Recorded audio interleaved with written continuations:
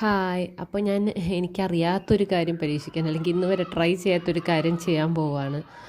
വേറൊന്നുമല്ല, സ്റ്റിച്ചിങ് എന്ന് പറഞ്ഞാൽ കൈകൊണ്ട് തുന്നുവാട്ടോ ചെയ്യുന്നത്.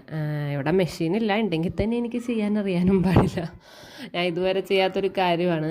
ചുമ്മാ അങ്ങനെ എന്തെങ്കിലും ഡ്രസ്സിൻ്റെയൊക്കെ കുറച്ച് വിട്ടിട്ടുണ്ടെങ്കിൽ തുന്നിയെടുക്കുന്നല്ലാതെ ഇതുവരെ ഇങ്ങനെ ഒരു ഡ്രസ്സായിട്ടൊന്നും ഇതുവരെ ചെയ്തിട്ടില്ല. അപ്പം ഞാൻ ഇങ്ങനെ കുറച്ച് വീഡിയോസ് എനിക്കിങ്ങനെ കാണുമ്പോൾ ഓരോരുത്തർ ചെയ്യുന്ന കാണുമ്പോൾ ഒരു ആഗ്രഹം തോന്നിയിട്ട് ഞാൻ അതുപോലെ ചെയ്യാൻ നോക്കാം. നിച്ചുവിനൊരു പാവാടയും ബ്ലൗസും അടിക്കാനാണ് നോക്കുന്നത്.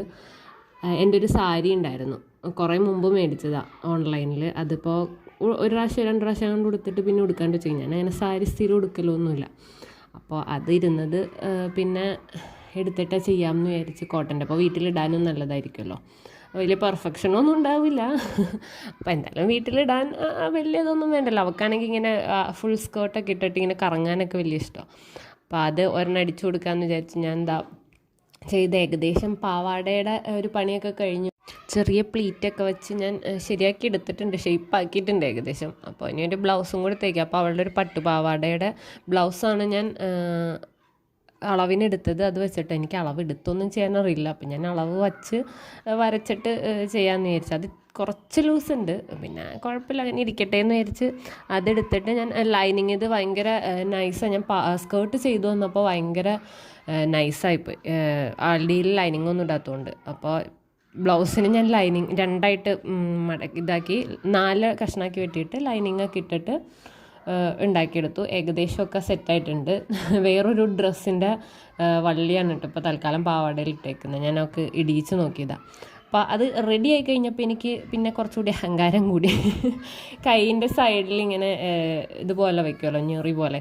അപ്പോൾ അതുപോലെ ചെയ്യാമെന്ന് വിചാരിച്ച് ഞാനിത് ഉണ്ടാക്കിയെടുത്തത്. പക്ഷെ ഉണ്ടാക്കിയെടുത്ത് കഴിഞ്ഞപ്പോൾ സംഭവമൊക്കെ ശരിയായിട്ട് വന്നു. പക്ഷേ 2 കൈയിലും വെക്കാനുള്ള ലെങ്ത് ഇല്ല. ആ സാരിയിലാണെങ്കിൽ ഈ ഒരു ഡിസൈൻ അത്രയും മാത്രമേ ഉണ്ടായിരുന്നുള്ളൂ.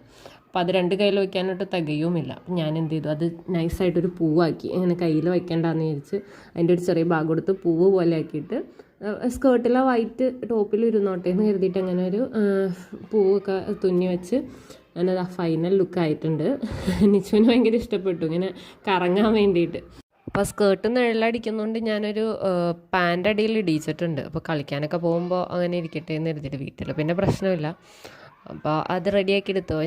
ഞാൻ സ്വന്തം കൈകൊണ്ട് തുന്നിയൊരു ഡ്രസ്സ് ഏകദേശം കുഴപ്പമില്ലാണ്ടൊക്കെ വന്നു. ഫുൾ പെർഫെക്ഷനൊന്നും ഇല്ല, എന്നാലും വന്ന് അവൾ ഇട്ടൊക്കെ കണ്ടപ്പോൾ എനിക്കൊരു സന്തോഷമായി. അപ്പോൾ ഇനി ഇതുപോലത്തെ പരീക്ഷണങ്ങളൊക്കെ ചെയ്യാമെന്ന് വിചാരിച്ചിരിക്കുന്നു.